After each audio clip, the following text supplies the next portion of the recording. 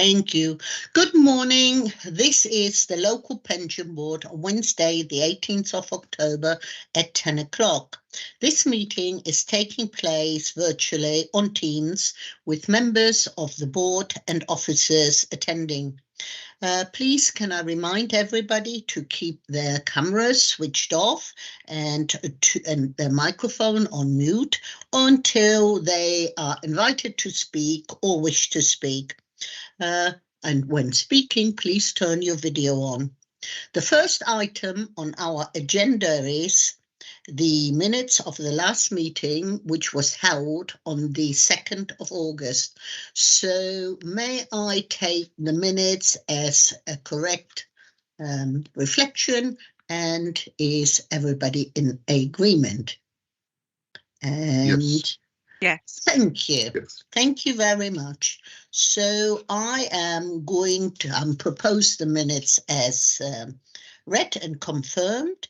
And now I'm going over to item number 2 on the agenda, which is question time. And I have not received any questions, and there are none. So item 3 is to advise on any other items which I, as chairman, have decided to take urgent, and I can report there are no urgent items today. So, could I ask members for item number 4 if they have any declarations of interest? And I see no hands up, so there are none. Thank you very much. Now, item 5, which is our first substantive item on the agenda, the next step on investment. And that report is presented by Kat Tuolny, our responsible investment analyst.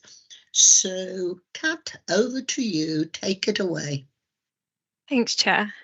So the report before you provides an overview of government's recent consultation titled Next Steps in Investing and the fund's response.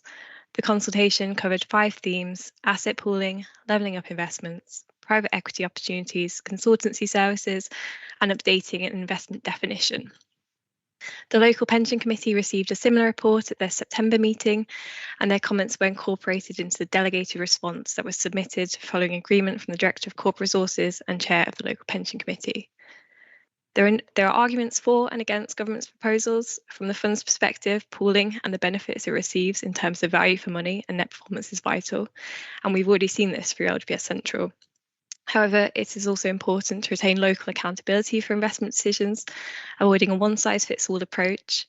So instead, the fund response sets out opportunities for further collaboration between partner funds, pools, and investment advisors in product development and strategic asset allocation setting, which will be key in driving pooling forward.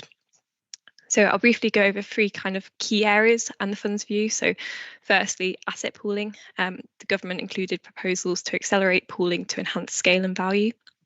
The proposal includes a deadline to transition all listed assets to the fund's LGPS pool by March 2025. Our fund supports pooling and has already transitioned 49% of assets to Central. However, we also hold 32% of assets in a low-cost, externally managed passive listed equity in LGIM, which we would consider pooled due to significant cost savings from its initial joint procurement.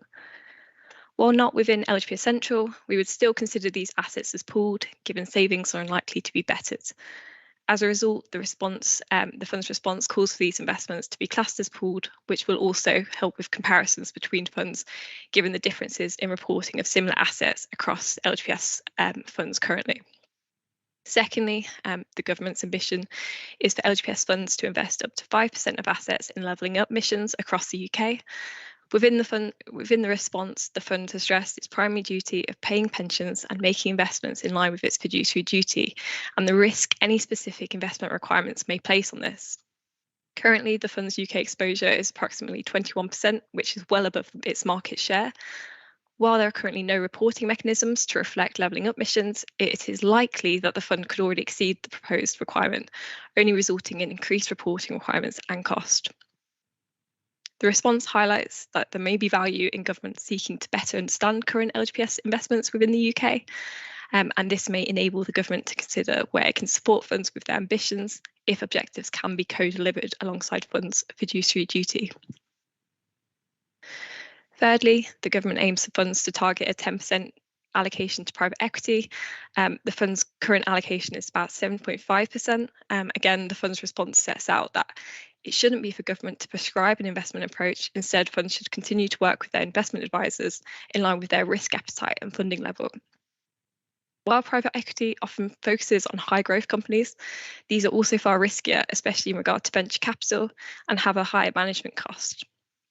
Funds and pools could also end up bidding up the price for a limited pool of UK-based private equity opportunities, which could be detrimental to future returns.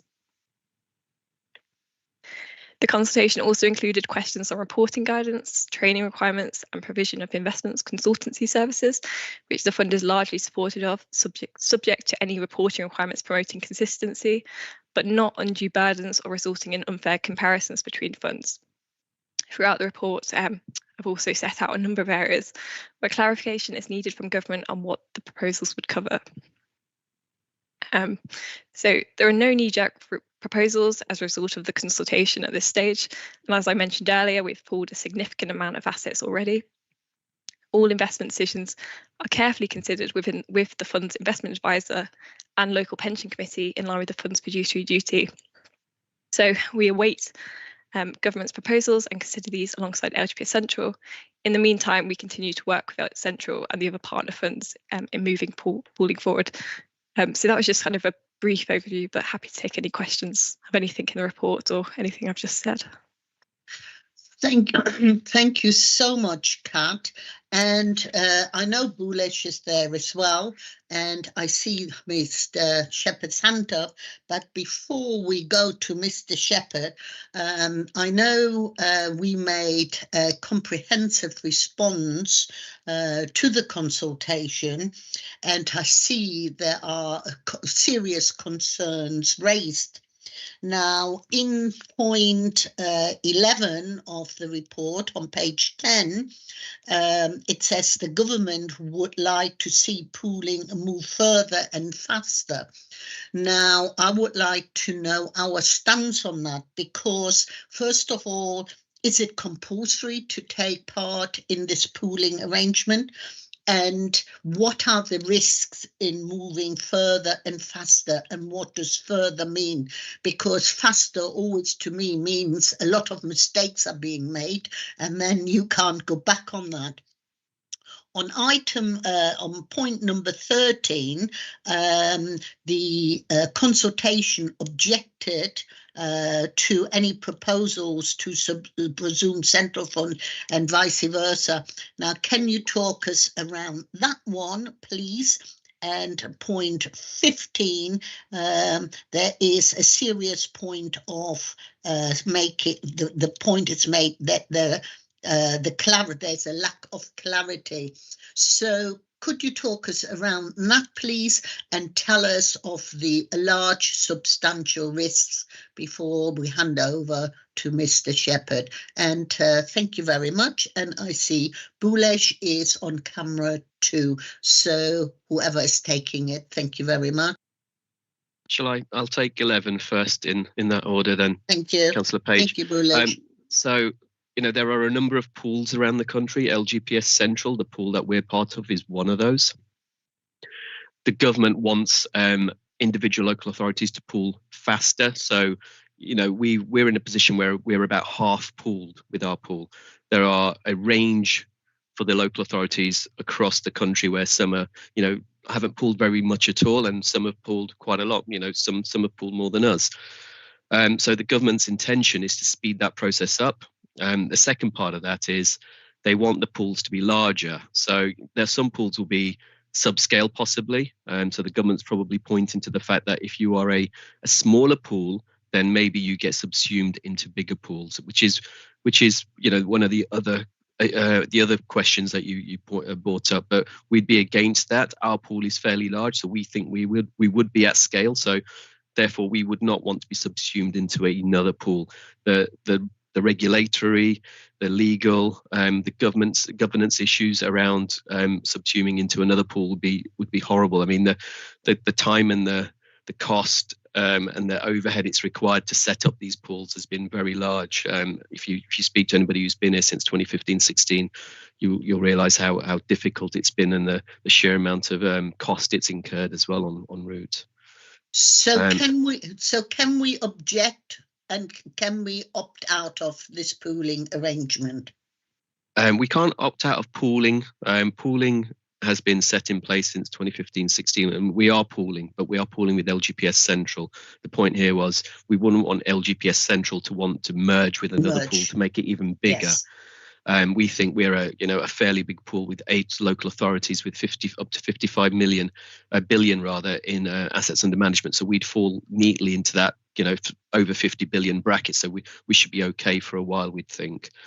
I was going to move on to point 15, which was the lack of clarity over low cost passive holding. So a lot of local authorities, ours included, invest into Legal and General. That's Legal and General Investment Management. So we've called it LGIM in the papers. Invest with Legal and General, and they're a massive global investment manager, and as such, their fees are very, very low.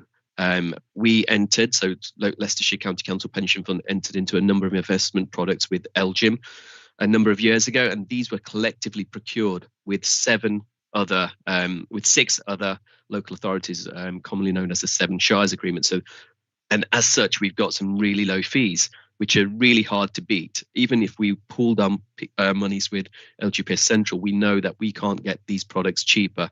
So we'd like government to include these LGIM products as pooled. And that's the point we're trying to make, that we won't want to be forced to divest from LGIM and then reinvest with LGPS Central, which is our pool, for something that would cost a bit more. Sounds good. And now the lack of clarity.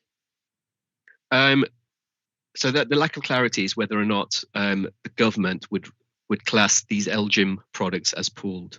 There's nothing in the paper that gives us any guidance, so we'd like them to clarify whether or not they class those LGIM products as pooled. Thank you. I'd also just add, we're seeing in what funds are reporting as pooled, some are including those passive holdings as pooled. So some funds look a lot further along, when I think if we compare on a like-for-like basis, then it would kind of be a bit more evident where everyone is with pooling, whereas previously we have not included LGIM within our pooled holdings. And that has all gone into the response back to government, I assume. Thank you. Thank you both. Councillor Shepherd, over to you. Thank you, and thank you, officers, for their report and advice. I looked at the local pension committee comments in their minutes, and I think their 5 responses are exactly what I wanted them to say. So I'm very supportive of them as a decision-making body in saying those things. Asking for more data, for instance, about objectives. I'm also very wary of the fund being directed. I think the pension committee calls it prescribed allocations. We resisted before calls to disinvest in various companies on ethical investment grounds.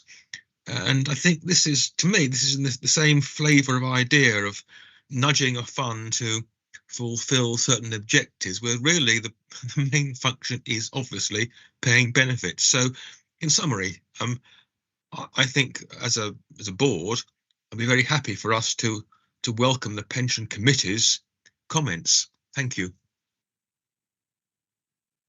Thank you for that.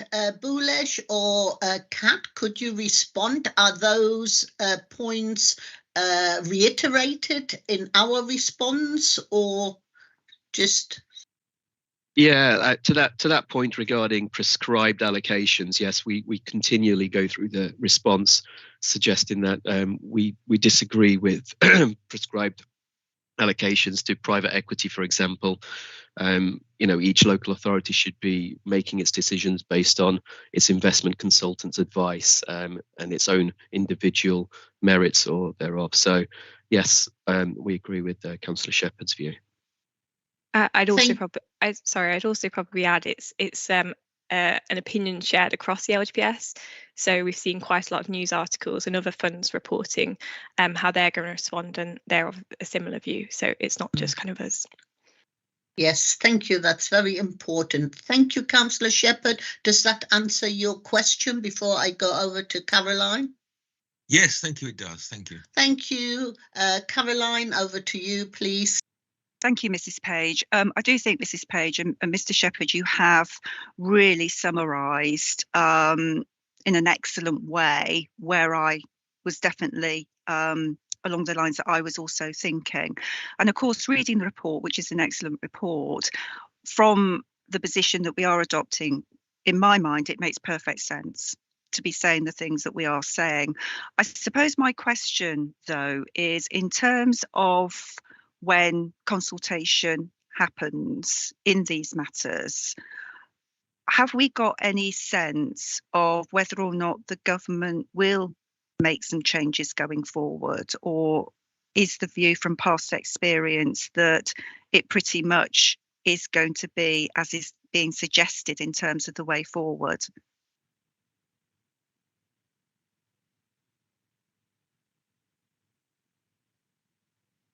Let me see if I've understood that correctly. Are you asking if government will press ahead with their proposals to pool faster and further? Yeah, I suppose. Yes. Yeah, my question is Bhulesh, from past experience, because I haven't got that past experience. We have obviously spent a lot of time in Leicestershire considering the position. We are in a really excellent position, as you would expect Leicestershire to be in, and it feels almost that we are going to be, if those consultation proposals go through, almost we are going to be in a potentially a not so good a position. Yeah. So bearing in mind how consultation takes place on these matters, in your experience, do the government listen? Does the government take on board, what is being said? And actually, are we hopeful that some changes will be made as a consequence of what's being said? Okay, so there's a lot of asks within this consultation. Now, some of the bigger ones, which are faster and further, I think they're more likely to be watered down, in my opinion. There seems to be a lot of push towards slowing that down. The deadlines that they've asked for are very, very short, and transitions from one part of your portfolio to another can be costly and they take a long time. So I suspect that they'll water those down, because it's a view that's shared by many. Now, some of the other ones aren't. Some of the other asks within this consultation aren't as heavy hitting, and they may go through, and we support some of them. But the big ones, such as the pooling faster and further, the private equity allocations and the levelling up type things, I suggest they're going to have to make, or I think that they probably have to concede on some elements. That's helpful. Thank you. That's really helpful. And it's answered my question. And we just have to keep our fingers crossed. Thank you very much. Now, let me see if there are any other questions. And there are none on my screen. So I conclude that we note this report. Thank you, Bhulesh and Kat. And that is the report on next steps on page 9 to 16 noted. And thank you again. And we move over to agenda item 6 on your pages 17 to 30.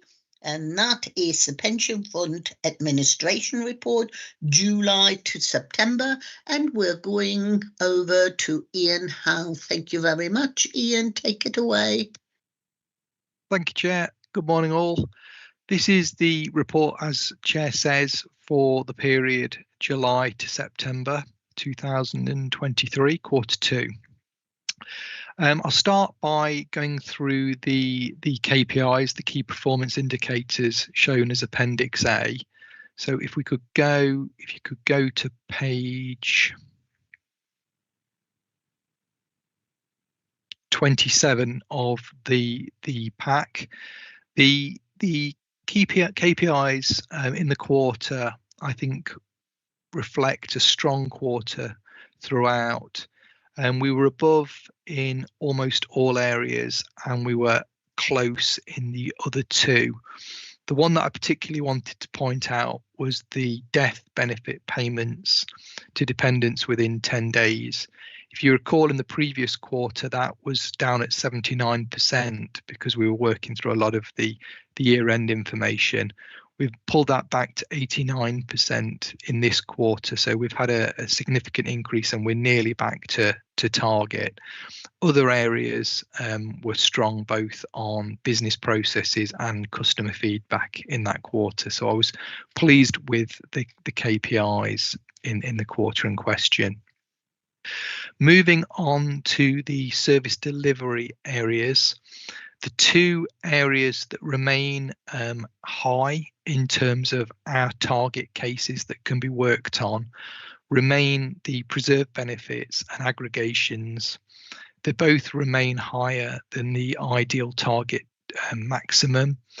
We are working hard still to try and reduce those. They've definitely stabilised in the last months, and we have now trained more new members of the staff who have recently joined us in these areas. So we now have more resistance and resilience in those areas, which is good. So as those new people are now more trained up, we should be able to start moving into those in greater detail, in depth. Other areas remain where I'd expect throughout, all above the maximum in terms of our position. So I'm happy with all of those. Moving on to the kind of the governance areas, we always touch on the internal dispute resolutions, the complaints. Pleased to say in the second quarter there were no IDRP stage 2s, which is good. So that was a pleasing quarter. In terms of the breaches log, I updated the breaches log in two particular areas in the quarter.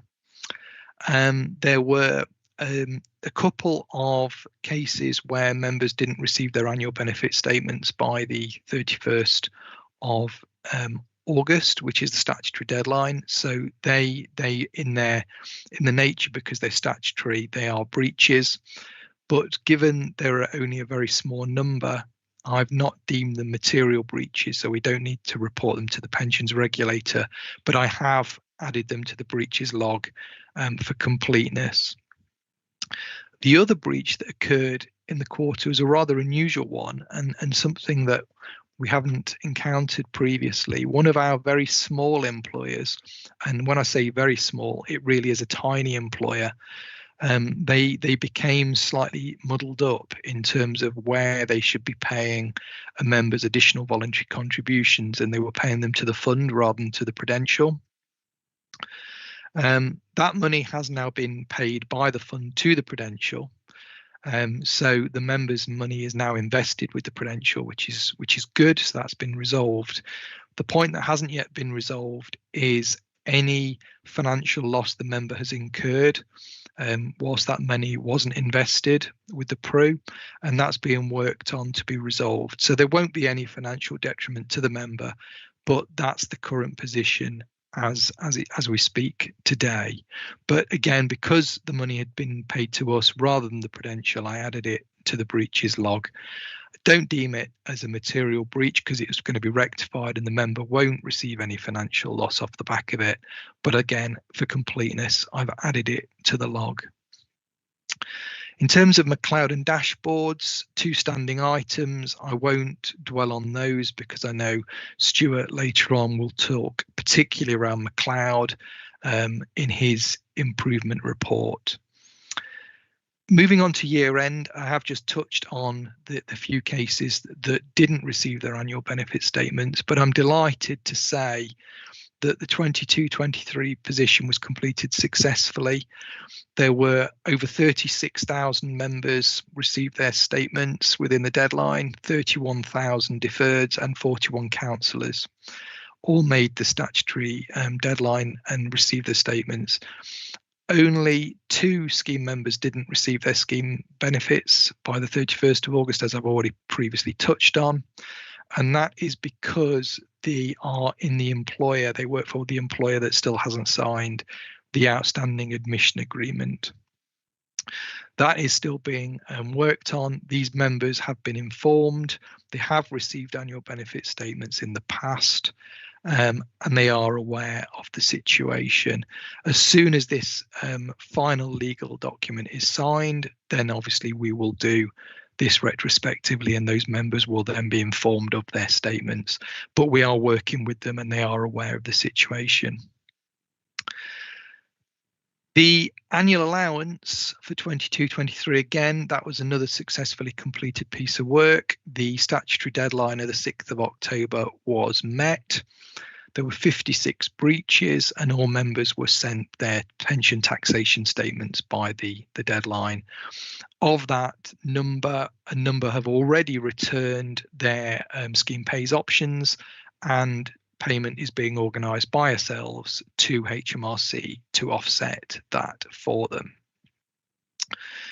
In the quarter, we had 2 internal audit reports, both standard reports that we have annually. These were nothing new. These are just ongoing items just to ensure these areas of work continue correctly. Pension contribution bandings. Sample cases were tested. They did find a small number of discrepancies. So the pensions manager, myself, and the payroll manager have agreed a further sample of cases that are being checked, and any discrepancies found will be rectified. And evidence of those checks is being retained in future by our payroll manager. Pensions increase, that was completed. The pensions increase was 10.1%. That was implemented through the payroll system. No issues were highlighted with the calculation, and there was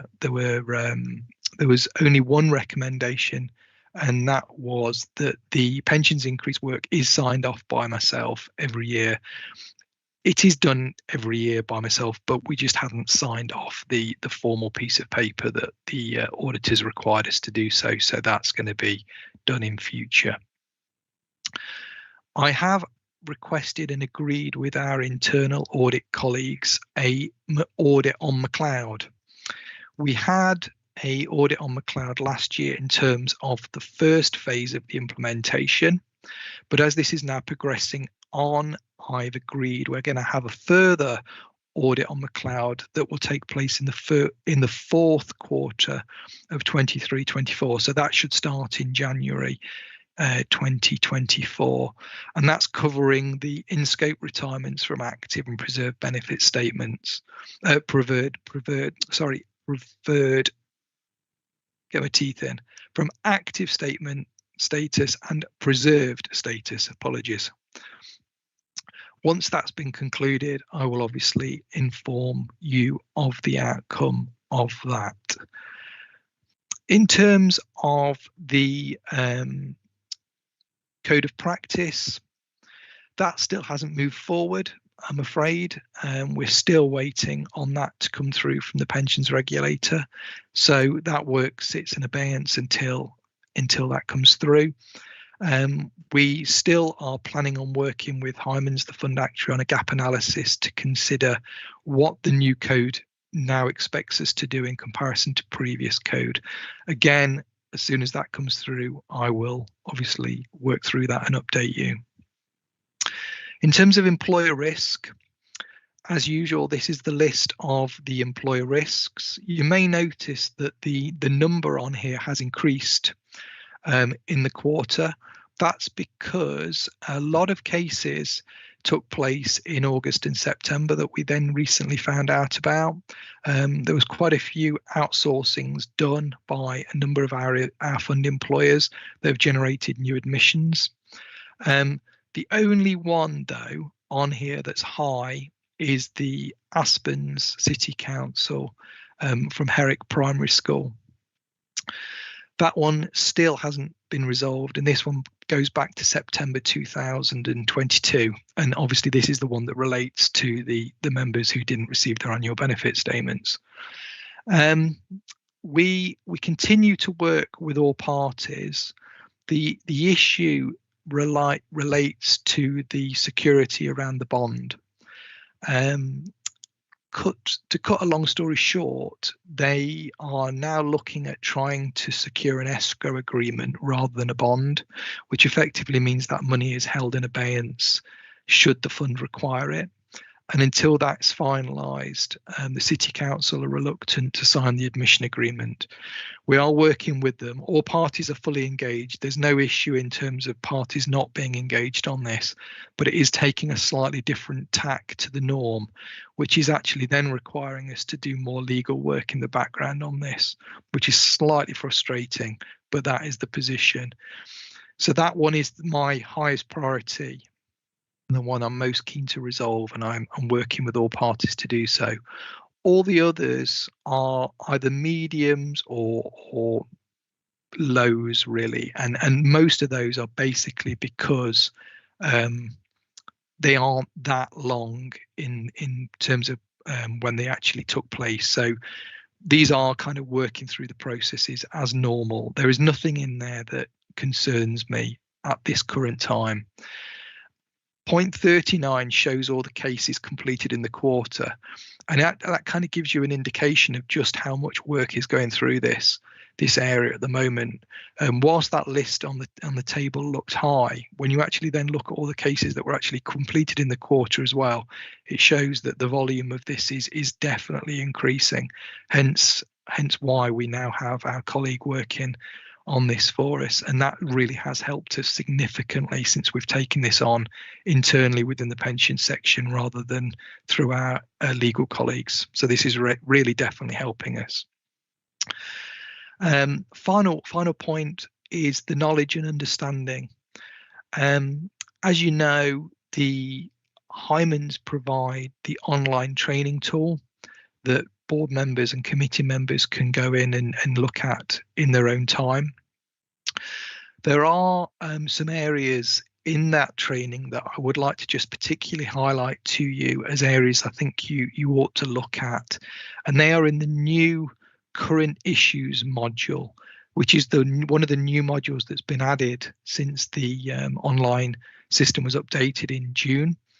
And they particularly deal with McCloud, which is obviously most relevant, but also includes dashboards and cyber risk, which are two other areas we've subsequently talked about recently. And I think all board members would find that useful. And just as a reminder, if I could ask you to just remind yourselves really to look at the online training, because that is obviously included in the report that goes annually in the annual report showing how much progress we've made. So that's the key area for me, though, that I would ask you to consider, and that's the current issues module.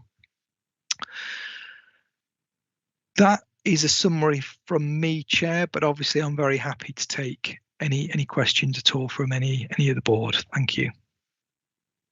Thank you very much, Ian. And as always, the report is so comprehensive. You're always victim of your own success. Before I go over to ask members of the board if they have got any concerns or comments, a couple of points for me to you. First of all, well, code of practice and everything, I'm sure we will be updated as usual in your next report. I'm fully supportive of your internal audit of the McCloud. I think that is an absolutely brilliant idea for transparency and to get reassurance that we are moving that we're on the right path. Now, my two little questions are, one, in regards of going back on previous meetings and words you had with the Prudential, how is our standing there now, to just at this point to give us a little update. And my second point, it is you've referred to the 10.1% increase of pension contribution. How does that pan out in regards of our internal budget figures? And maybe, I know we've got Simone Hines on the call, maybe she can respond as well, because that is a considerable increase all in all. So just over to you on those 2 points before I go to other members. Thank you. Thank you, Chair. In terms of the first point, the Prudential, yeah, we're working on this nationally. So I'm happy to take a report to the next board telling you the position on the AVCs, but where we're currently at, there's two sides to this, if I may. So just if I may unwind slightly, you may as a board recall that we had some issues with the Prudential in terms of their administration, and the board met with them, and actually that's moved on significantly. We don't have anywhere near the issues that we used to have with the Prudential. So the administration has moved on significantly. So I'm comfortable that has, I would say, pretty much been resolved. We still have the occasional case, but nothing like what we used to have. And when we do have an occasional case that needs me or Stuart to intervene, we have a contact at the Prudential who we can go to directly, and she is very good, and she will do all she can to help push that case through for us at Leicestershire. So in terms of the position for us as a fund, I would say that's been resolved significantly. The subside to that is the wider review of AVCs, additional voluntary contributions. As you know, we are a Prudential fund, but there is work taking place nationally in terms of a framework development through the Norfolk Fund. And the Norfolk Fund, working with ourselves, myself and Stuart, and 3 other funds in the UK, are building a framework that funds will then be able to go to, if they so choose, to look at one, considering a review of their AVCs, or 2, a change of their AVC provider / new AVC provider. So they could continue with their existing and then have a second one, or even a third one if they so choose. So that's work that's ongoing nationally. The live date, the expected live date, is the first quarter. I tell a lie, apologies. It's the 4th quarter of this financial year. So we're expecting it to be live, I believe, in March. And then funds will then be able to call off that if they so choose. That will be something myself and Stuart will definitely be doing. It is in the Leicestershire Pension Fund's business plan for this year. So that is something we are still working heavily towards, and we will obviously update you in that regard in early next calendar year, if that's okay. So that's the Prudential point. Is that all right? That's that yes, point. That's brilliant. Thank you. Thank you. In terms of the pensions increase, yeah, pensions increase was 10.1%. And that's what was applied to pensions from that. Sorry to just clarify. That is 10 point on top of the present, or 10.1 altogether. That's an increase on top, is it? Bringing it to what? The pensions increase, Chair, was 10.1%, and that was applied to pensions from April 23. So our pensioners had an increase in their pensions of 10.1%, and that was the inflation rate at the September year prior, which is the way it works, and that was the standard across all LGPS funds. In terms of how that's funded, obviously it's a statutory scheme, so we have to pay what the inflation rate is and that's what it was, 10.1. But you're quite right, Chair, in saying that was much higher than we'd experienced in a lot of years prior.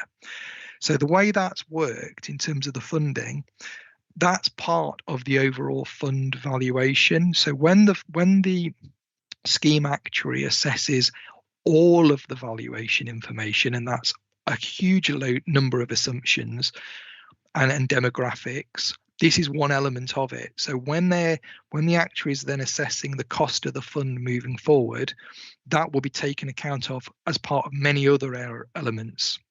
And then any future funding will fall off the back of any costs that have incurred. So it's just an increase. There's an assets and liabilities review, and it just forms part of that, Chair. So it's not something that we should be alarmed about. It will be taken account of within the normal scheme calculations of when the actuary is assessing the fund value moving ahead. Okay, that's a good enough explanation. Thank you very much. Over to members. Any comments, concerns? And I see there is a hand up from Ruth. Ruth, over to you. Thank you, Chair. Good morning, Ian. Morning, Ruth. It was just a quick question regarding the annual benefit statements. And obviously the statutory requirement for the fund is to issue them to members, but do we have any stats on how many members actually access them through the self-service portal? Yeah, I'm just wondering if, because I'd just be interested to know in terms of now that it's online, you know, what that take-up rate is, because obviously it is different to when we used to receive them in the post, because you sort of open it and you look at it, whereas you have to be a little bit, as a member, more proactive yourself. Sure. Yeah, so absolutely. I was just wondering if there were any stats on that and whether they could maybe come to the next meeting. Yeah, we can certainly do that. We're still driving, Ruth, to increase the take up of member self-service. So that's one side of it. And I know working with you and police particularly has been really useful in driving your active members into member self-service. And we've seen a real uptick in your area, and we have in others as well, actually. So that's one side, which is great. But what we could also do, which I don't think we've reported onto the board previously, but certainly happy to, is how many actual members who are signed up then go in and have a look. But I'm certain that's something we could report on. So yeah, do you want me to take that away and I can incorporate that into the next report?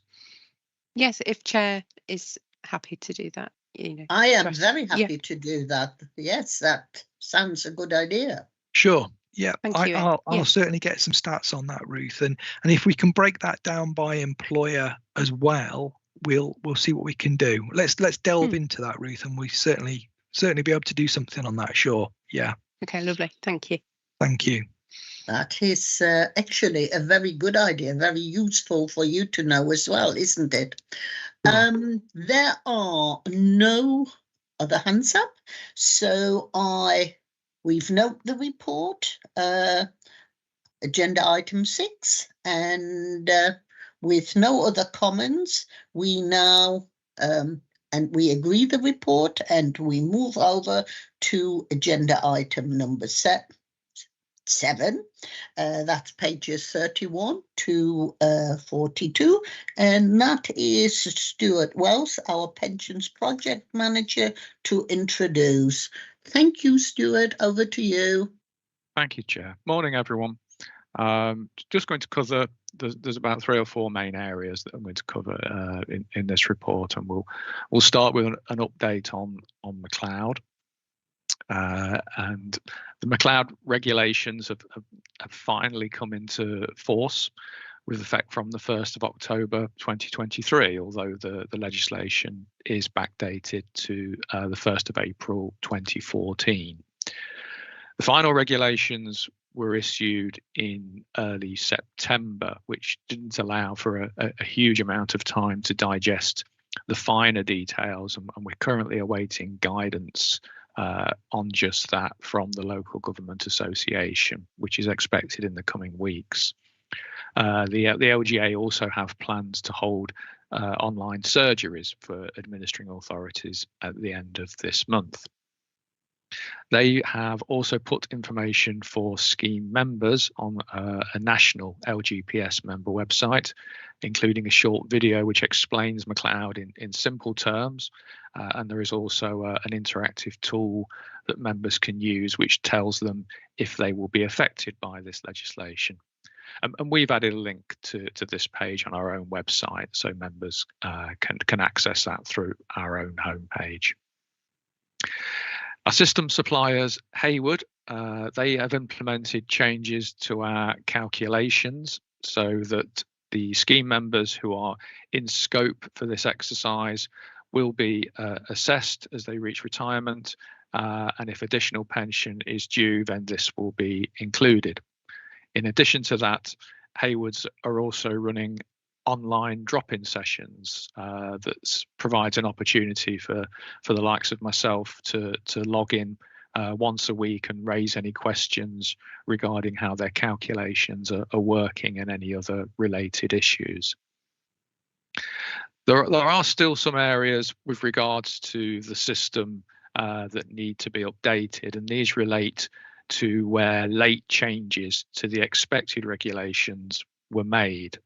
So there's an area around members that weren't originally expected to be deemed in scope within this fund will now be considered in scope if they have public sector service held elsewhere. So if they're a member of another LGPS fund elsewhere in the country and they haven't transferred their service over, or equally they're in another public sector pension scheme like the NHS and that hasn't been transferred over, nevertheless that membership will still entitle them for this membership within Leicestershire to be deemed in scope. So this was a late change, so the system can't deal with those at the moment, but that is being worked on.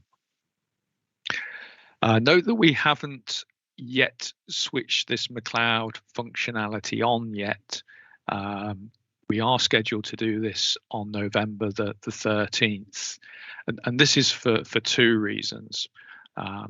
Currently, we are just implementing an upgrade to our pensioner payroll, which is due to go live at the end of this month.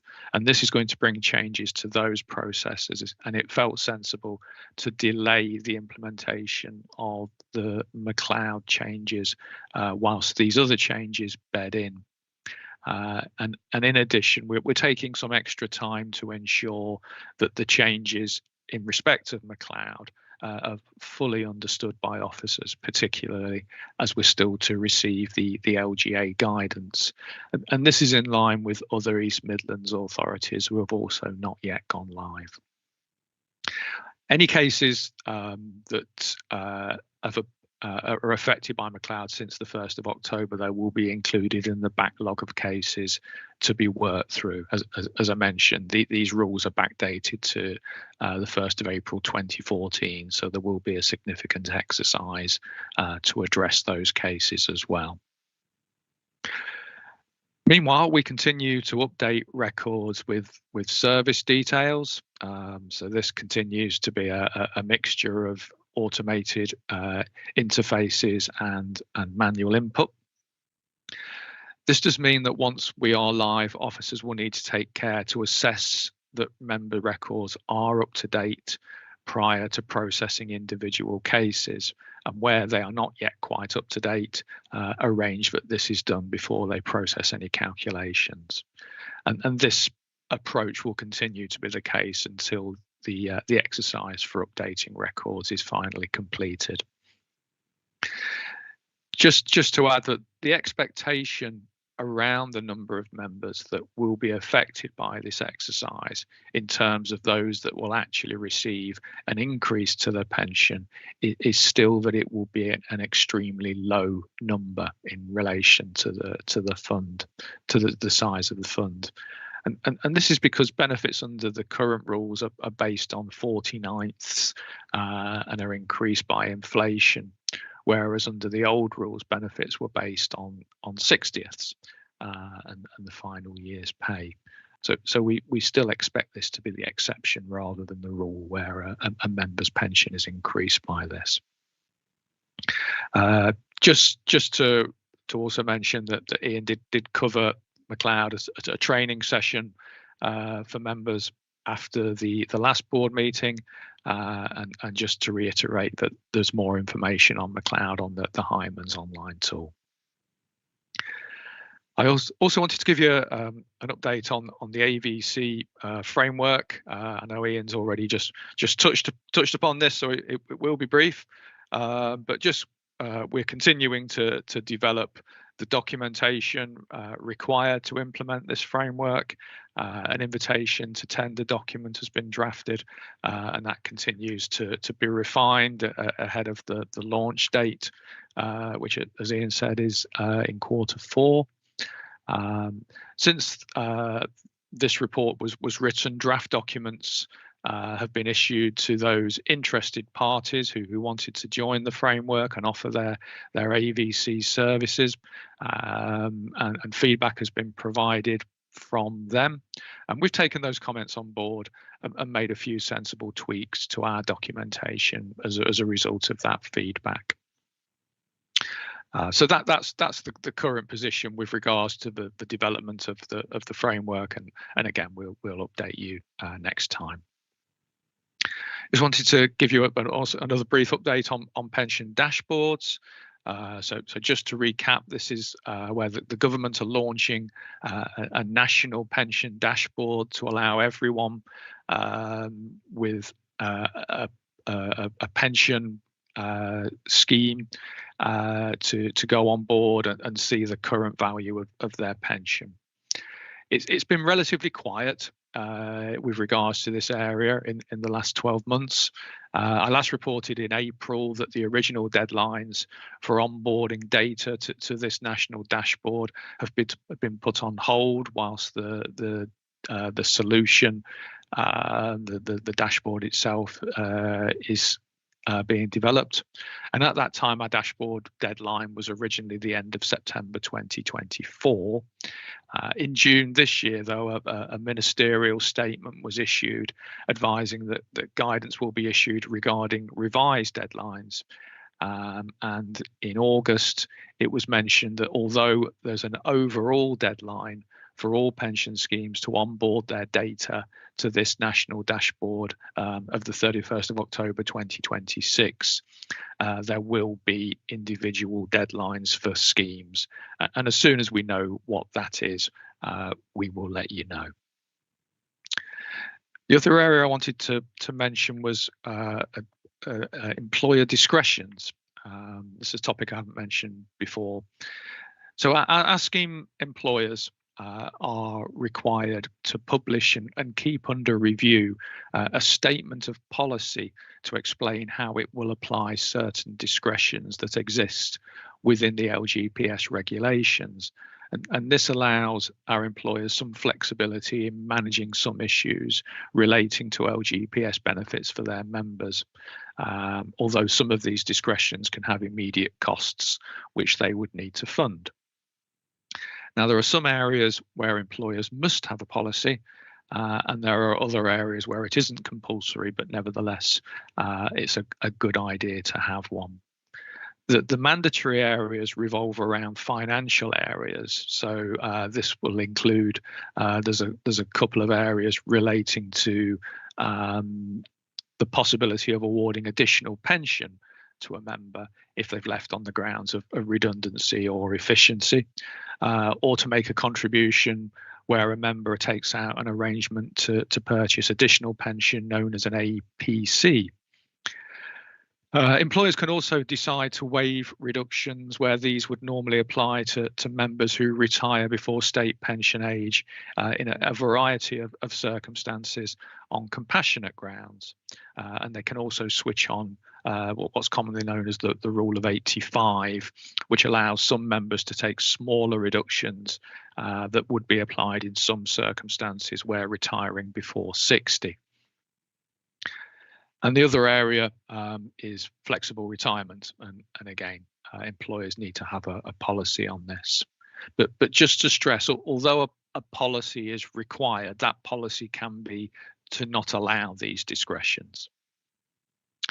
And within the areas where it's not compulsory to have a policy, we've highlighted 1 or 2 areas where it would be a good idea to have one. And these relate to standard deadlines with regards to allowing scheme members to transfer in service from other pension schemes into the LGPS, and also the option to aggregate previous service within the fund to a new record. And the deadlines for both of those areas is currently 12 months.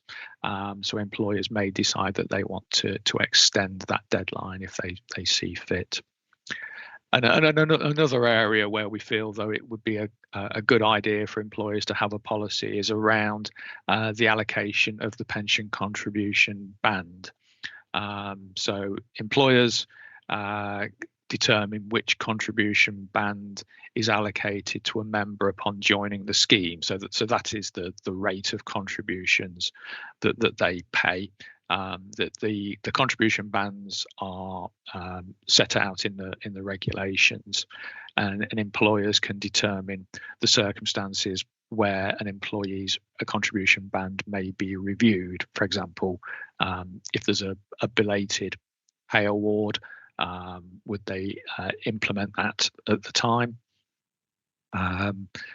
or would they review halfway through the year? So there's a couple of areas that they can look at there.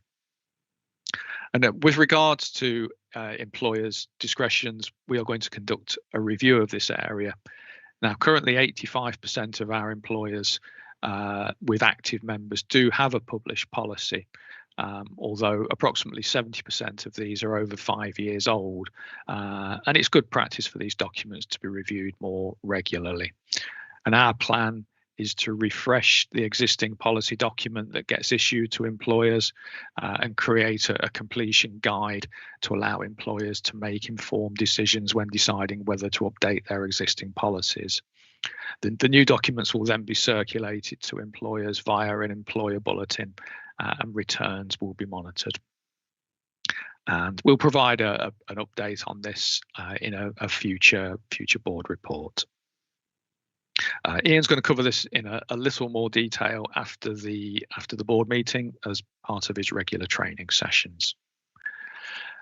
And finally, I just wanted to mention that within Appendix A, which covers member self-service registration, we've recently expanded this to cover some extra employers that weren't originally included in this appendix, just to give a broader breakdown of the growth with regards to the number of scheme members that have registered for member self-service.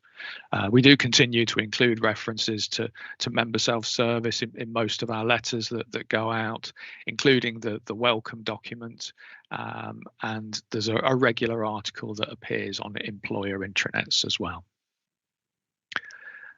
I think that's all I was planning to say, so happy to take any questions that you may want to raise. Thank you very much, Stuart, for your very, very comprehensive report. I have got a very, very silly question, if you may. What does the outward club, what does a club transfer stand for? Because it says, you know, it's such a transfer to public services, but why do you call it club? And that's number 9. And above, you've got flexible retirement cases will need to be calculated manually. Does that mean that will put a lot more pressure on staff, a lot more work? The other thing is, and again, it is a very silly one, the appendix on page 39, bear with me, I can't work it out. I don't sort of, just very vaguely talk me through how I'm best to read it. Thank you, Stuart. Okay. Right.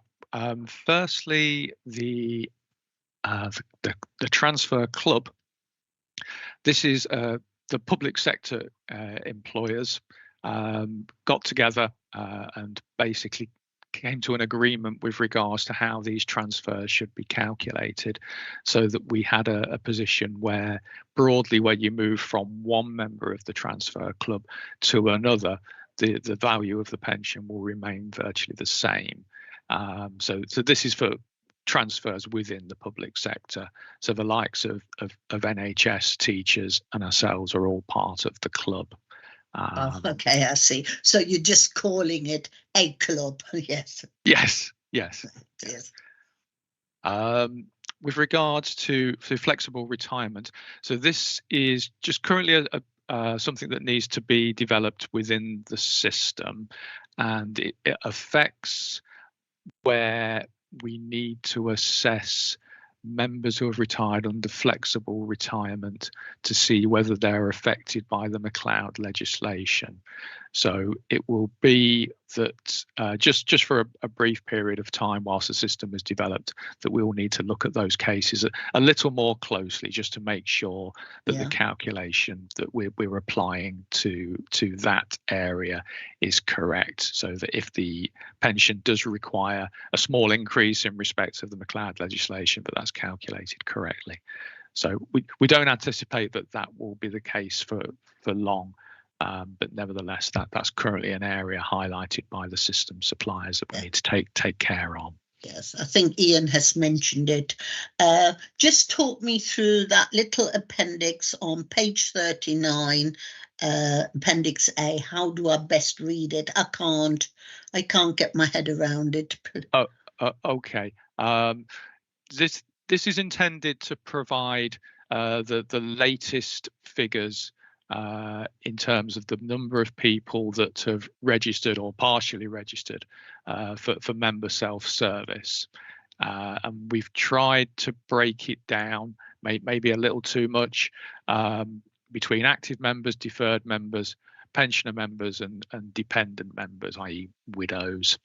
And we've also, within those categories, for the two bigger categories, active members and deferred members, we've split it by age as well, just to show the difference in take up between the older members and the younger members. So the categories are split between, we've got the all employers category, so it's covering every employer. But then we've also added a further breakdown for some of the major employers. So originally we were looking at county, city and police within this area, but then it was suggested that we might want to expand that.